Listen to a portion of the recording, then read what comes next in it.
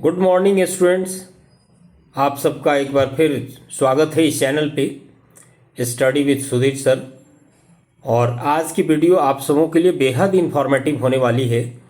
Show अंत तक आप इस वीडियो में बने रहेंगे, इसे लगातार देखेंगे, स्किप नहीं करेंगे तो पूरी जानकारी आप प्राप्त कर पाएंगे।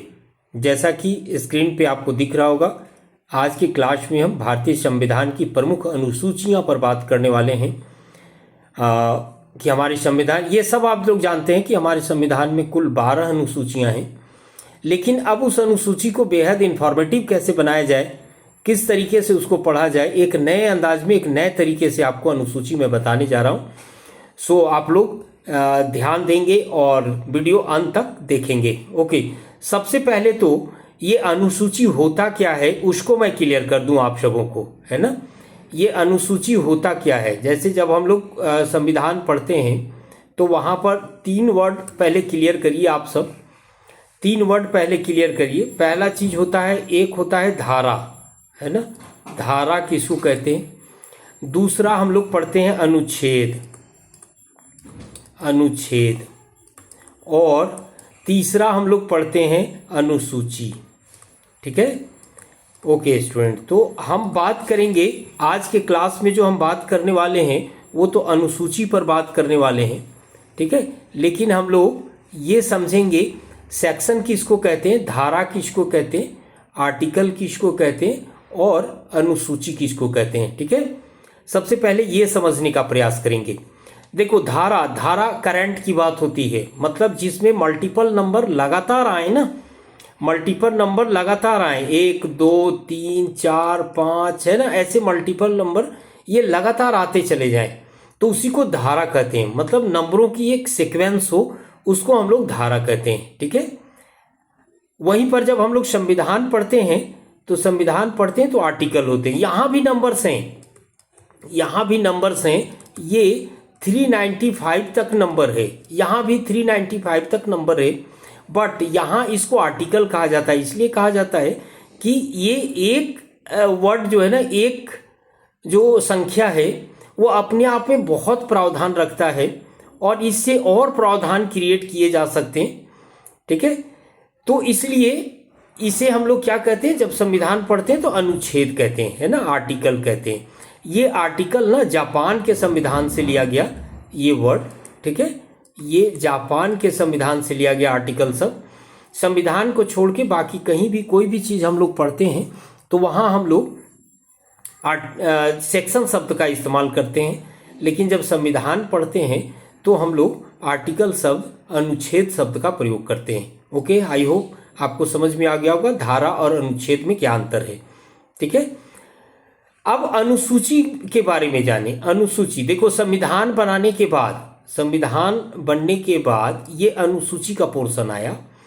और अनुसूची, अनुसूची मतलब क्या होता है, एक शेड्यूल्ड, हम कह रहे हैं शेड्यूल्ड, आई मीन लिस्टिंग, ये लिस्टिंग की बात कर रहा है। लिस्ट मतलब संविधान में वैसी चीजें हैं जिनकी लिस्ट की जरूरत है, एक लिस्ट में उनको सारी बातों को हम दिखा सकते हैं। तो इसलिए वो सारी जो लिस्टेड चीज हैं उसको कहाँ रख दिया गया, अनुसूची में रख दिया गया, है ना। जैसे आप सपोज करो कि पार्ट 1 कहते हैं या अनुसूची प्रथम कहते हैं, ठीक है, शेड्यूल फर्स्ट कहते हैं। तो इसमें क्या है, शेड्यूल फर्स्ट में संघ एवं राज्य क्षेत्र का वर्णन है ना।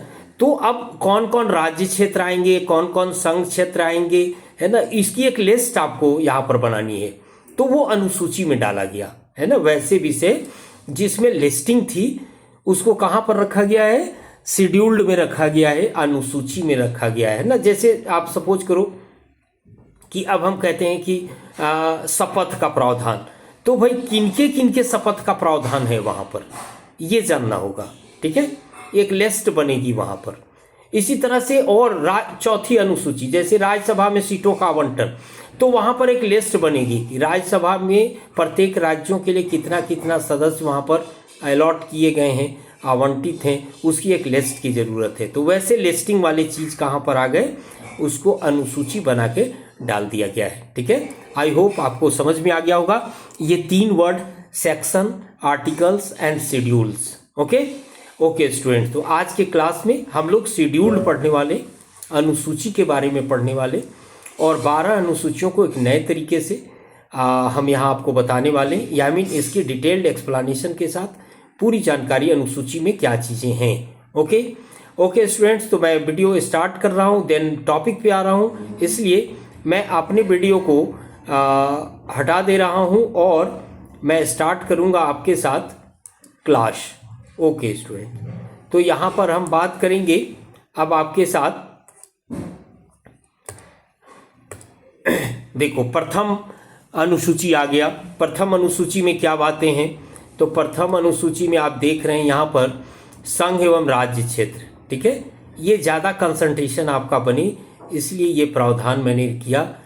तो यहाँ पर देखो, संघ एवं राज्य क्षेत्र का वर्णन है, अनुच्छेद 1 में दिया हुआ है और 4 में दिया हुआ है। ठीक है, 1 की बातें और 4 की बातें। तो देखो, अनुच्छेद आर्टिकल 1 जब हम लोग कहते हैं, है ना, जब हम लोग पढ़ते हैं तो आर्टिकल 1 क्या है? आर्टिकल 1 में हमारे देश का नाम है। ठीक है, हमारे देश का 2 नाम है। क्या क्या नाम है? एक तो इंडिया नाम है, एक तो इंडिया, और दूसरा नाम क्या है यहाँ पर? दूसरा नाम है भारत। ठीक है, और आर्टिकल 1 कंप्लीट होता है। आर्टिकल 1 कहता है कि India that is Bharat shall be A union of state. India अर्थात भारत राज्यों का संघ होगा, है ना, मतलब राज्य क्षेत्र के बारे में यहाँ पर बताया गया है। मैं यहाँ क्लियर कर दूं कि आर्टिकल 1 में राज्य क्षेत्र जो आप लोगों ने देखा, राज्य क्षेत्र, अब ये राज्य क्षेत्र के अंतर्गत कौन कौन आएंगे?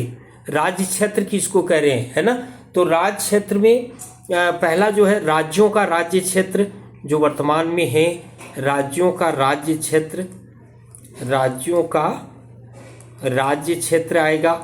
ठीक है, राज्यों का राज्य क्षेत्र आएगा। दूसरी बात क्या आएगी यहाँ पर? दूसरा जो है वो आपको संघ राज्य क्षेत्र आएगा, संघ राज्य क्षेत्र। ठीक है, संघ राज्य क्षेत्र।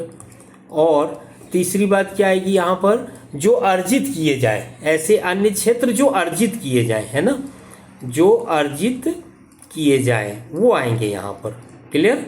जो अर्जित किए जाएं वो आएंगे। तो देखो, ये राज्य क्षेत्र के बारे में बात कही गई है। ठीक है, राज्य क्षेत्र, संघ एवं राज्य क्षेत्र के तहत ये बातें आपको ध्यान में रखनी। ओके, अब आर्टिकल 4 मैंने क्यों कहा? आर्टिकल 4 में भी बातें हैं। तो आर्टिकल 4 में देखो, आर्टिकल 4 क्या कहता है कि पार्लियामेंट को राज्य गठन करने का अधिकार है, पार्लियामेंट को राज्य गठन करने का अधिकार है, और नए राज्यों के प्रवेश देने का अधिकार है, वर्तमान राज्यों के सीमा बंटवारा या वर्तमान राज्यों से बांटकर नए राज्यों के गठन, ये पार्लियामेंट को पावर है। ठीक है, अब ये आर्टिकल 4 क्या कहता है?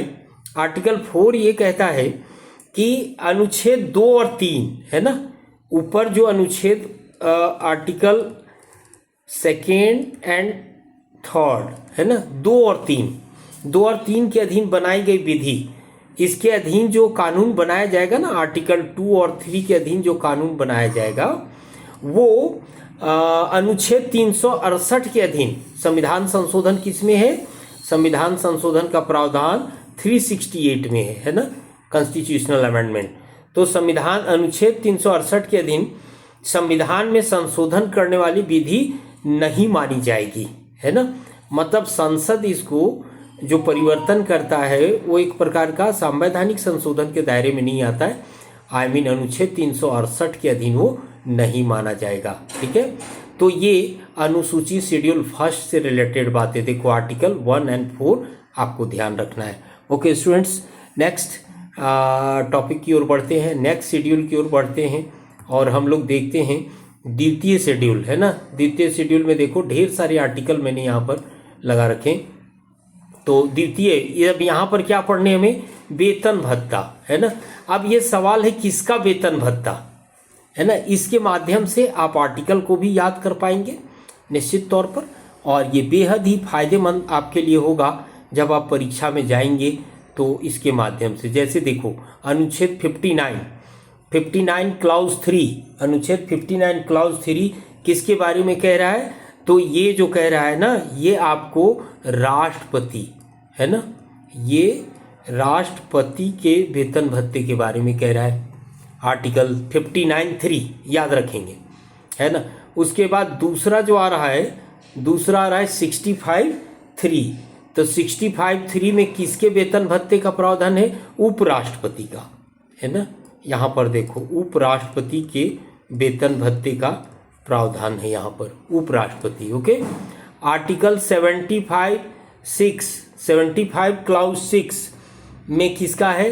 मंत्रियों के वेतन भत्ते, है ना। सेंट्रल मिनिस्टर जो होते हैं ना, उनके वेतन भत्ते की बात कही जा रही, मंत्रियों के वेतन भत्ते, मंत्रियों के वेतन भत्ते की बात कही जा रही है। ओके, अब यहाँ पर देखो 97, आर्टिकल 97 जो है वो आपको राज्यसभा में, हम लोग जानते हैं ना, राज्यसभा में सभापति होते हैं, उपसभापति होते हैं, और लोकसभा में अध्यक्ष और उपाध्यक्ष होते हैं, ठीक है।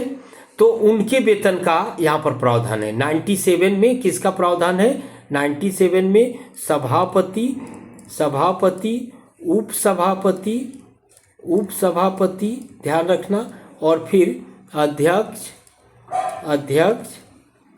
और उपाध्यक्ष, है ना, उपाध्यक्ष।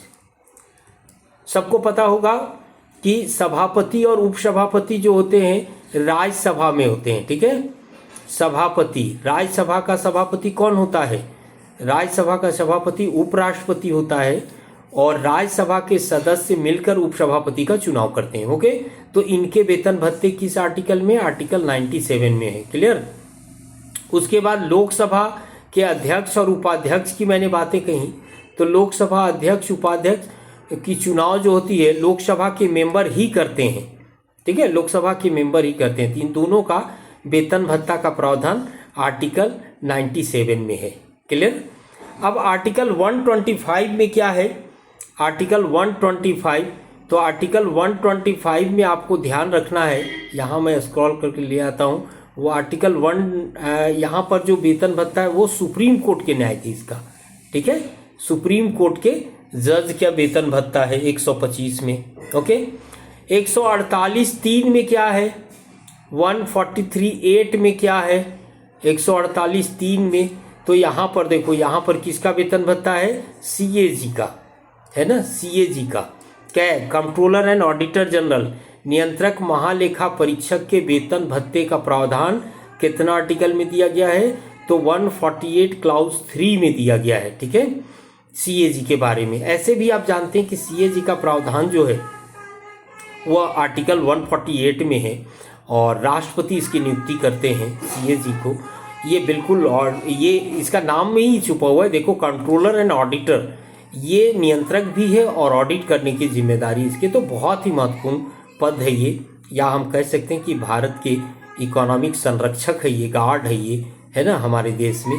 तो ये आपको ध्यान रखना है। ओके स्टूडेंट्स, आर्टिकल 158 क्लाउज 3, देखो यहाँ पर आर्टिकल 158 क्लाउज 3, तो 158 क्लाउज 3 में किसका वेतन भत्ता है? तो राज्यपाल का, है ना, ये राज्यपाल का, गवर्नर का वेतन भत्ता का प्रावधान है आपको, ठीक है, यहाँ पर, ठीक है। उसी तरह से आप देखो 164 क्लाउज 5, 164 क्लाउज 5 में क्या है? तो स्टेट लेजिस्लेटिव असेंबली जो होता है, राज्य विधान मंडल जो होता है, राज्य विधान मंडल के जो मंत्री होते हैं उनके वेतन भत्तों, यहाँ पर जो मैंने बताया आपको, यहाँ अंतर देखिए, यहाँ 65, यहाँ पर जो यहाँ मंत्री है, केंद्रीय मंत्री के वेतन भत्ते की मैंने यहाँ बातें करी आपको, है ना, केंद्रीय मंत्री की वेतन भत्तों की यहाँ बात करी, ठीक है, यहाँ पर। और यहाँ 75(6) में आपको बताए मंत्रियों के वेतन भत्ते, 75 क्लाउज 6 में, ठीक है। तो उसी तरह से यहाँ देखिए, यहाँ पर जो बातें कर रहे हैं हम लोग 164 क्लाउज 5 में, 164 क्लाउज 5 में क्या है? राज्य विधान मंडल, स्टेट लेजिस्लेचर के जो मंत्रीगण है ना, उनके वेतन भत्तों का यहाँ पर प्रावधान किया गया है। क्लियर है सबका, है ना। नेक्स्ट एक 186 यहाँ पर आप देख रहे हैं, 186 में क्या है?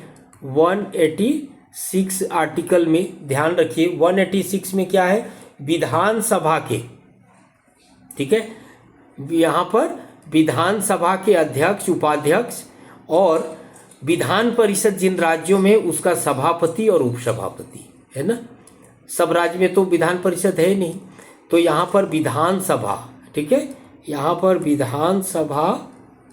विधानसभा के अध्यक्ष उपाध्यक्ष हो गए और फिर विधान परिषद के सभापति उपसभापति, ठीक है, ये विधान परिषद, ये ध्यान रखेंगे। ओके, आई होप समझ में आ रहा है आप सबों को कि ये आर्टिकल कितना महत्वपूर्ण है और इसके माध्यम से हम शेड्यूल तो जानेंगे ही, साथ ही विभिन्न आर्टिकल को भी मेमोराइज करने में सक्षम होंगे। ओके, अब एक आर्टिकल और है यहाँ पर, आर्टिकल 221 है ना, आर्टिकल 221, आर्टिकल 221, आर्टिकल 221 में क्या है, तो आर्टिकल 221 में हाई कोर्ट है ना, हाई कोर्ट के न्यायाधीश का वेतन भत्ता का वर्णन है, ठीक है, वेतन भत्ता का उल्लेख किया गया। देखो द्वितीय अनुसूची में वेतन की लिस्टिंग है, अब वेतन में किसका किसका लिस्टिंग है वो परीक्षा में आएगा तो आप मार सकते हैं ना, वो आप ऑप्शन से अलग कर सकते हैं, है ना, वेतन भत्ता में किसका वेतन इसमें नहीं शामिल किया गया है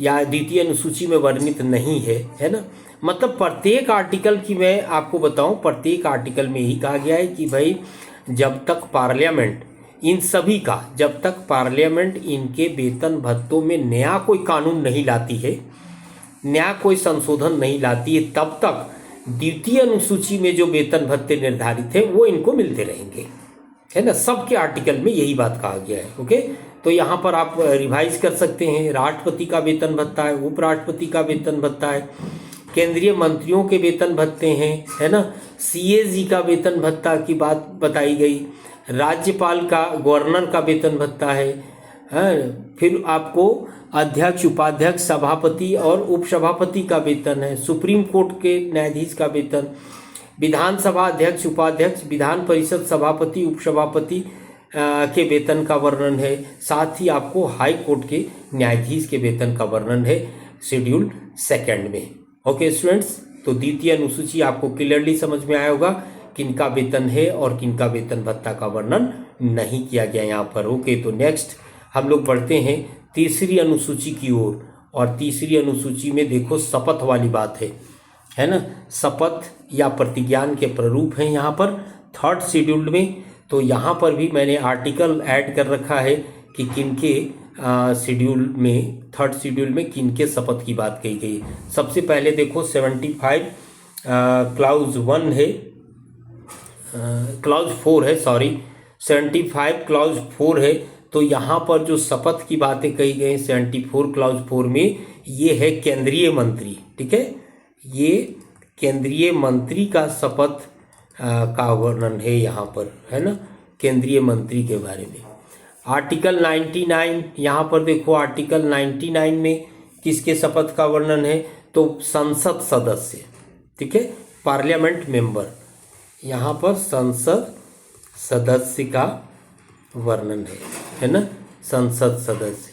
आर्टिकल 124 क्लाउज 6, 124 क्लाउज 6 में किसका वर्णन है, उच्चतम न्यायालय का न्यायाधीश, है ना, उच्चतम न्यायालय का न्यायाधीश, मतलब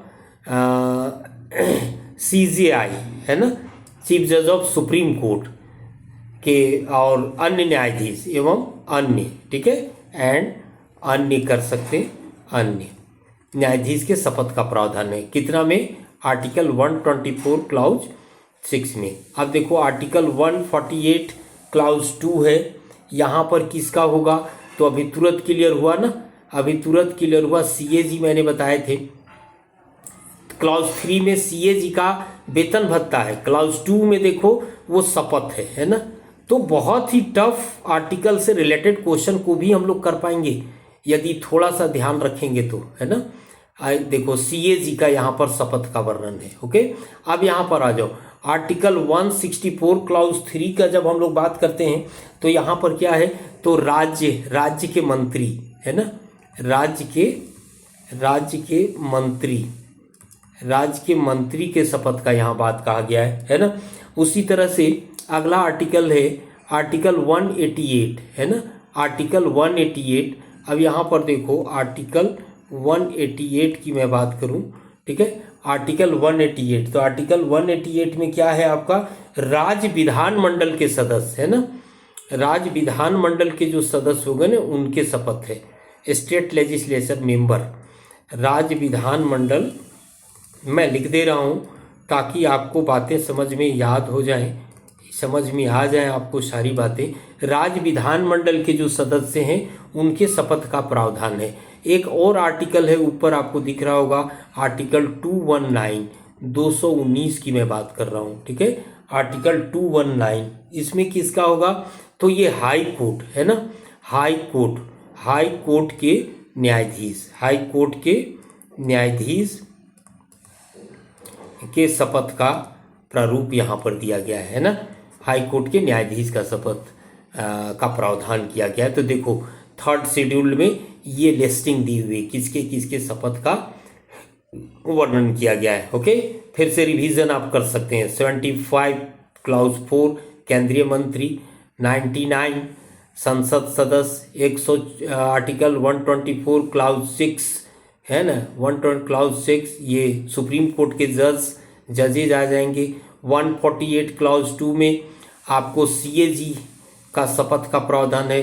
164 क्लाउज 3 में राज्य के मंत्री हैं। 188 में राज्य विधानमंडल के सदस्य हैं, आपको यहाँ पर दिख रहा है। 219 में आपको दिख रहा है हाई कोर्ट के न्यायाधीश, 219 में हाई कोर्ट के न्यायाधीश का वर्णन है।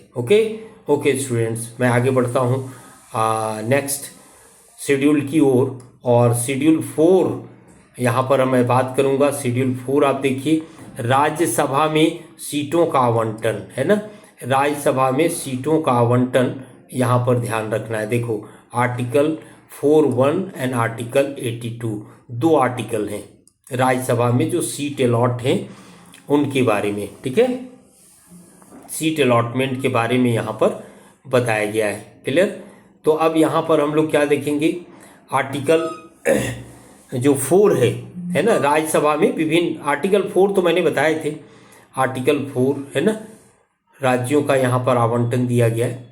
आर्टिकल 82 में राज्यसभा में प्रत्येक राज्य से कितने सीट आएंगे, प्रत्येक राज्य के लिए राज्यसभा में कितने सीट हैं उसका आवंटन किया गया। यहाँ पर 2 ही आर्टिकल हैं और आर्टिकल से कोई विशेष बातें नहीं है यहाँ पर, है ना, इसीलिए मैं इसको डिस्कस नहीं कर रहा हूँ। ओके, अब यहाँ पर मैं बात करूँगा आर्टिकल शेड्यूल 5 की ओर, शेड्यूल 5 की ओर बढ़िए, और यहाँ पर देखिए है ना, शेड्यूल 5 में अब यहाँ पर एक आर्टिकल मैंने दे रखा है, अनुच्छेद 244 क्लाउज 1 है ना। अब यहाँ पर क्या है, 5वीं अनुसूची में अनुसूचित क्षेत्रों और अनुसूचित जनजाति के प्रशासन और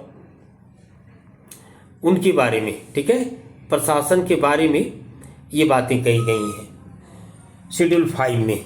किन किन क्षेत्रों में, अनुसूचित क्षेत्रों और अनुसूचित जनजातियों के प्रशासन और नियंत्रण के बारे में उपबंध किया गया है। आर्टिकल 244 क्लाउज 1 है, ठीक है, 244 क्लाउज 1 है यहाँ पर। ओके स्टूडेंट, तो यहाँ पर हम लोग जो बात करने वाले हैं आर्टिकल 244 क्लाउज 1 में, यहाँ पर कहा गया है, यहाँ पर क्या कहा गया है, 4 राज्य को छोड़कर, ठीक है, 4 राज्य कौन कौन, असम हो गया है ना, मेघालय, असम, मेघालय, मिजोरम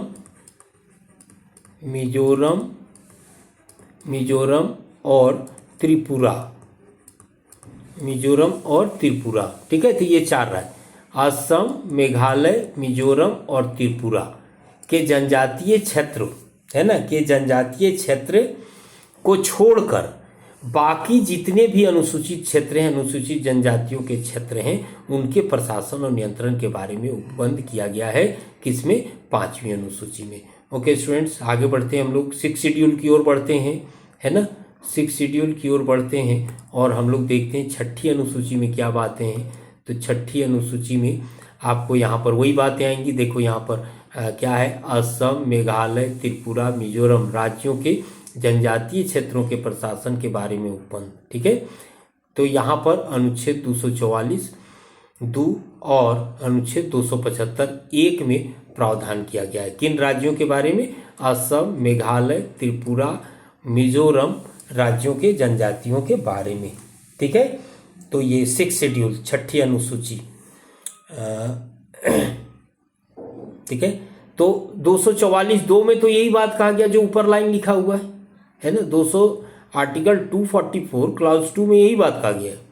असम, मेघालय, त्रिपुरा और मिजोरम राज्यों के जनजातीय क्षेत्र को प्रशासन के बारे में प्रावधान किया गया है ना, उपबंध किया गया है। और अनुच्छेद 275 ये जानिए, अनुच्छेद 275 क्लाउज 1 में क्या है? इन राज्यों के लिए फंडिंग की बात कही गई है ना। जो 4 राज्य ऊपर आपको दिख रहे हैं, इन राज्यों के लिए फंडिंग, इन राज्यों के लिए फंडिंग की बात कही गई है ना, फंड की बात कही गई है यहाँ पर। ओके, फंड केंद्र सरकार जो देगी। तो ये 2 आर्टिकल में आपको 6ठी अनुसूची का लिस्टिंग ध्यान में रखना है। ओके स्टूडेंट, नेक्स्ट बढ़ते हैं हम लोग और 7 शेड्यूल देखते हैं, है ना। 7 शेड्यूल देखते हैं। अब 7 शेड्यूल में यहाँ पर देखिए 7 शेड्यूल में क्या है? 7 शेड्यूल में जैसा कि आप सब जानते होंगे, यहाँ पर प्रशासन के विषयों का बंटवारा है।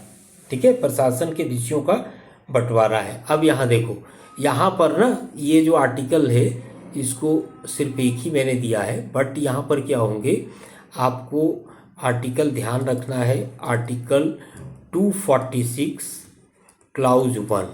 ठीक है, क्लाउज 1।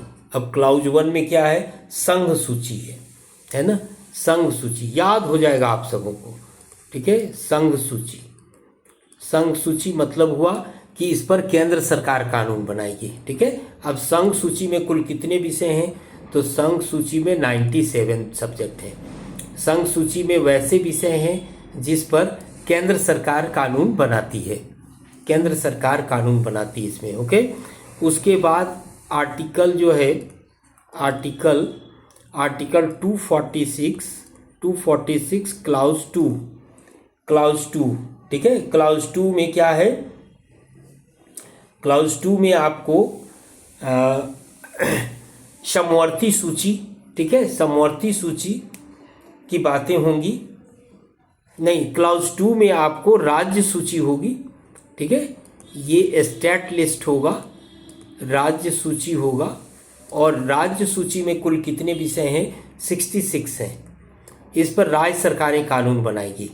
उसके बाद आर्टिकल 246 क्लाउज 3 जो है, ये क्लाउज 3 है, ये समवर्ती सूची की बात कर रहा है, समवर्ती सूची। ठीक है, समवर्ती सूची।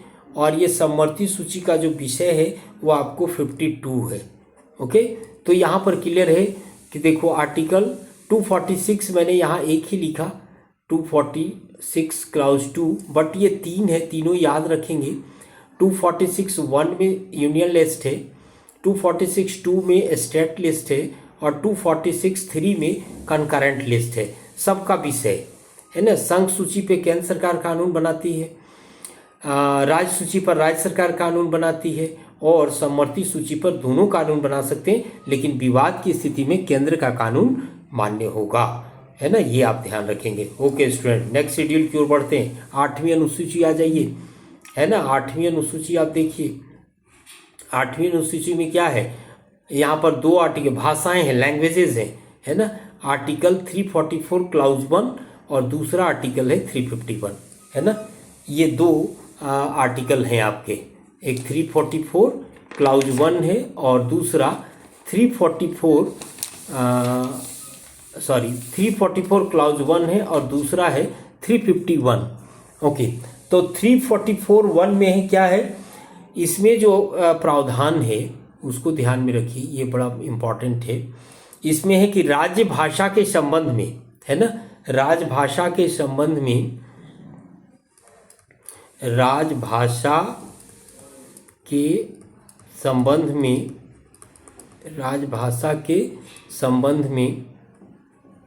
राजभाषा के संबंध में आयोग और संसद की समिति, आयोग का गठन, है ना, आयोग और समिति की बातें कही गई हैं, ठीक है, ये बातें कही गई हैं। और इसमें क्या है 351 में कहा गया कि हिंदी भाषा के विकास के लिए निर्देश दिया गया है। 351 में हिंदी भाषा का विकास, हिंदी भाषा का विकास का निर्देश दिया गया है, ठीक है, हिंदी भाषा के विकास। तो दोनों आर्टिकल क्लियर हो गए आपके। अब यहाँ पर आइए कि 8वीं अनुसूची में कुल कितने भाषाएं हैं। तो 8वीं अनुसूची में अभी जो फिलहाल भाषाओं की संख्या है वो है 22 है ना, भाषाओं की संख्या कितनी है 22 है आपका, क्लियर। लेकिन जब संविधान हमारा बना था तो मात्र 14 भाषाएं थी, मात्र 14, ठीक है, 14। अभी बढ़ा कैसे उसको ध्यान में रखेंगे। तो यहाँ पर ध्यान रखेंगे 21वां संशोधन हुआ, 21वां संशोधन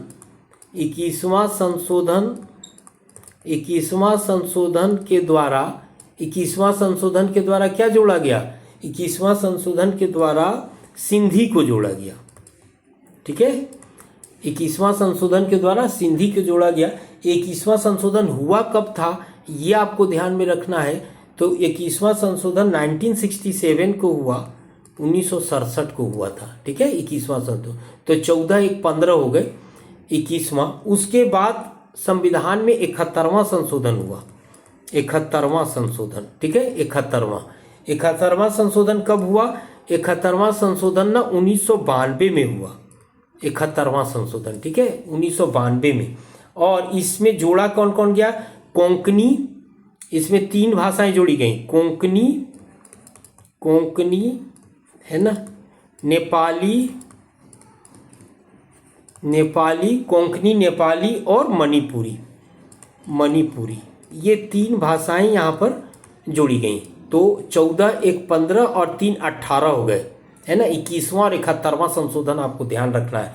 इसके बाद संविधान में 92वां संशोधन हुआ, 92वां, ठीक है, 92nd 92वां संशोधन कब हुआ, 92वां संशोधन हुआ 2004 में, ठीक है, 2004 में हुआ। और इसके द्वारा कौन कौन भाषाएं जोड़ी गई, तो इसके द्वारा ना संथाली जोड़ी गई, संथाली है ना, झारखंड की जनजातीय भाषा है, संथाली हो गया, डोंगरी हो गया, ठीक है, मैथिली हो गया, और फिर बोडो हो गया, ओके, बोडो हो गया। तो आपको ध्यान में हो गया कि जब हमारा संविधान ये बनके हुआ या संविधान लागू हुआ तो मात्र 14 भाषाएं थीं। 21वां संशोधन 1967 में हुआ जिसके द्वारा सिंधी को जोड़ दिया गया, ठीक है। 71वां संशोधन हुआ 1992 में, उसके द्वारा कोंकणी, नेपाली और मणिपुरी को जोड़ दिया गया। 92वां संशोधन 2004 में हुआ जिसमें आपको संथाली, डोंगरी, मैथिली और बोडो को जोड़ दिया गया, ओके। तो ये 8वीं अनुसूची है जिसमें 22 भाषा हो गए। यहाँ पर एक बात मैं आपको बता दूं नोट के, ये 22 भाषाओं में ना इंग्लिश नहीं है ना, इंग्लिश इसमें शामिल नहीं है, ध्यान रखिएगा, ठीक है। इंग्लिश जो है, इंग्लिश शामिल नहीं है, इसको हम लोग काट देंगे, इंग्लिश नहीं, याद रखिएगा, कभी जब भी आता है लिस्ट में, है ना, कि निम्न में से कौन सी भाषा शामिल नहीं है 8वीं अनुसूची में, तो अंग्रेजी शामिल नहीं है, क्लियर। तो ये 8वीं अनुसूची आपको ध्यान में रखना है, ओके। नेक्स्ट शेड्यूल की ओर बढ़ रहे हैं, 9वीं अनुसूची। 9वीं अनुसूची में देखो क्या है, भूमि सुधार कानून है ना। 9वीं अनुसूची में क्या है आपको, भूमि सुधार कानून, लैंड रिफॉर्म्स लॉज है यहाँ पर, है ना, भूमि सुधार कानून है। और जैसा कि आप लोग जानते होंगे कि भाई जो हमारा संविधान बना था उसमें मात्र 8 अनुसूची थी, तो 9वीं अनुसूची को जोड़ा गया, 9वीं अनुसूची को जोड़ा गया फर्स्ट कॉन्स्टिट्यूशनल अमेंडमेंट के द्वारा, फर्स्ट संशोधन के द्वारा, ठीक है, फर्स्ट संशोधन के द्वारा। फर्स्ट संशोधन 1951 में हुआ और इसके द्वारा 9वीं अनुसूची को ऐड किया गया, है ना, और इसमें भूमि सुधार संबंधी कानून है, इसकी भी एक लिस्ट है। इसमें वर्तमान में 284 विषय हैं, 284 विषय हैं 9वीं अनुसूची में, 284, ठीक है, 284 विषय हैं। विभिन्न राज्यों के भूमि सुधार कानून है इसमें, ये ध्यान रखिएगा, ठीक है। और सबसे अहम बात यह है कि 9वीं अनुसूची में ये जो 284 विषय आपको मैं बता रहा हूँ, ये 284 विषय पर जो मैं बात कर रहा हूँ, इनके साथ क्या खासियत है या इनकी खास विशेषता क्या है कि इन विषयों की विधि मान्यता है ना, इन विषयों की विधि मान्यता को न्यायालय में चुनौती नहीं दी जा सकती है। न्यायालय में चुनौती नहीं दी जा सकती। बात समझ गए? तो इन जो भी है यहाँ पर 284 विषय जो है, इसमें जैसे छोटा नागपुर टेनेंसी एक्ट भी आएगा, संथाल परगना काश्तकारी अधिनियम आएगा, तो ये सबको क्या है, न्यायालय में हम लोग चुनौती नहीं दे सकते, है ना। तो इसमें भूमि सुधार लैंड रिफॉर्म्स लॉज हैं और वर्तमान में 284 लॉज हैं इसमें, और इनको हम लोग न्यायालय में चुनौती नहीं दे सकते हैं। ये 9वीं अनुसूची आपको ध्यान रखना है, बेहद महत्वपूर्ण है ना। पहला संशोधन 1951 के द्वारा इसको जोड़ा गया। आगे बढ़ते हैं स्टूडेंट और हम देखते हैं 10वीं अनुसूची में क्या बातें हैं, है ना। तो 10वीं अनुसूची में देखो, यहाँ पर 10वीं अनुसूची में क्या दिया हुआ है भाई। तो 10वीं अनुसूची में हम लोग देखते हैं 10वीं अनुसूची में 11वीं हो गया, इसे पीछे कर लेते हैं। 10वीं अनुसूची में हम लोग यहाँ पर देखते हैं कि दल परिवर्तन के आधार पर निर्भरता के बारे में कोई दल बदल कानून है इसमें, है ना। एंटी डिफेक्शन लॉ है, यहाँ पर एंटी डिफेक्शन लॉ है। दल बदल के आधार पर, दल परिवर्तन करने के आधार पर किस तरह से सदस्यता जा सकती है उसको ध्यान में रखना है, ठीक है। तो यहाँ पर देखो, यहाँ पर 2 आर्टिकल यहाँ पर मैंने लिख रखे हैं, 2 आर्टिकल मैंने ढूंढ के यहाँ पर लिखा है। एक है अनुच्छेद आर्टिकल 102 क्लाउज 2 और दूसरा है आर्टिकल 191 क्लाउज 2। क्लियर? अब यहाँ पर ध्यान रखना है कि 102 क्लाउज 2 में क्या दल बदल के आधार पे कौन निर्णय करने वाला है ना। तो यहाँ पर राष्ट्रपति निर्णय करते हैं, है ना, चुनाव आयोग की राय से। चुनाव आयोग के राय से राष्ट्रपति इस आर्टिकल के तहत सदस्यों की निर्भरता का निर्धारण करते हैं, आर्टिकल 102 क्लाउज 2 में, ठीक है। और आर्टिकल 191 क्लाउज 2 में क्या बातें हैं,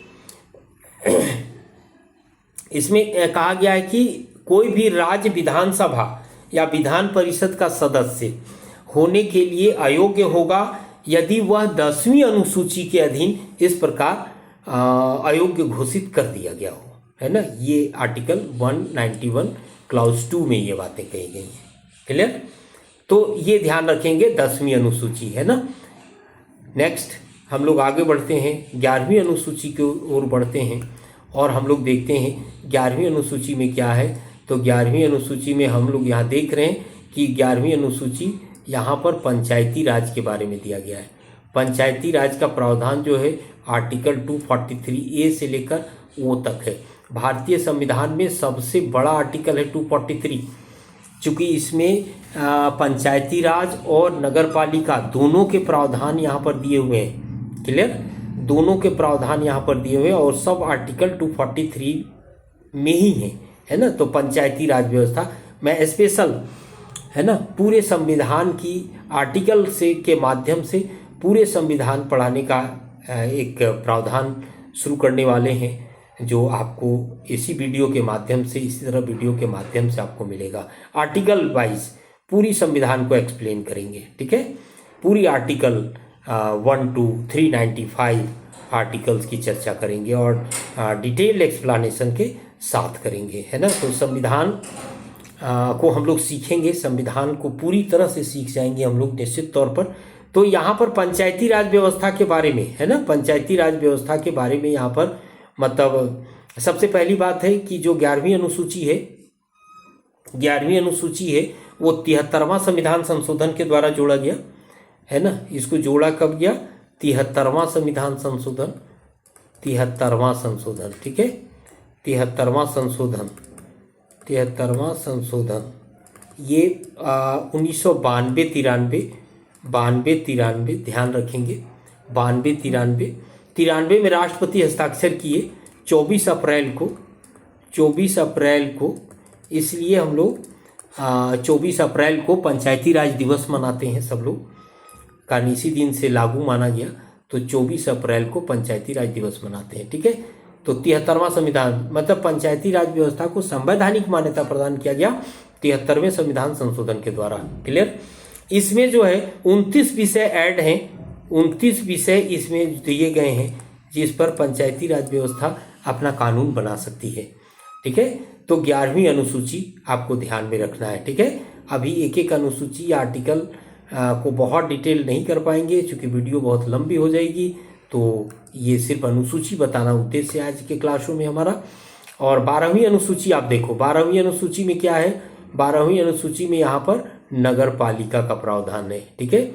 मतलब हमारे यहाँ जो एडमिनिस्ट्रेटिव डिसेंट्रलाइजेशन है उसमें ये डिसेंट्रलाइजेशन में दो हो गए, एक रूरल हो गया जिसमें आपको 11वीं अनुसूची में पढ़े हम लोग पंचायती राज व्यवस्था, अभी 12वीं में अर्बन लोकल सेल्फ गवर्नमेंट हो गया, नगर पालिका, उसके बारे में दिया गया है, ठीक है।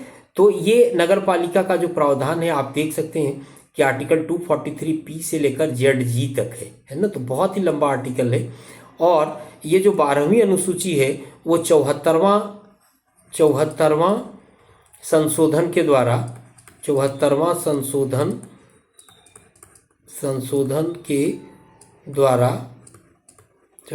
संशोधन के द्वारा जोड़ा गया। कब जोड़ा गया, वैसे ही है 1992 और 93 में, मतलब 93 में ये साइन हुआ था 1 जून, ठीक है, 1 जून 1993 को राष्ट्रपति ने इस पर साइन किया था, ओके। 1993 में 73वां मतलब 74वां संशोधन पे। और इसी के साथ हम लोग क्या देखते हैं, ये शहरी स्थानीय स्वशासन व्यवस्था लागू कर दी गई थी, ओके। और इसमें मैं आपको बता दूं कि इसमें 18 विषय कुल है, कितने विषय हैं, 18 विषय हैं, ठीक है।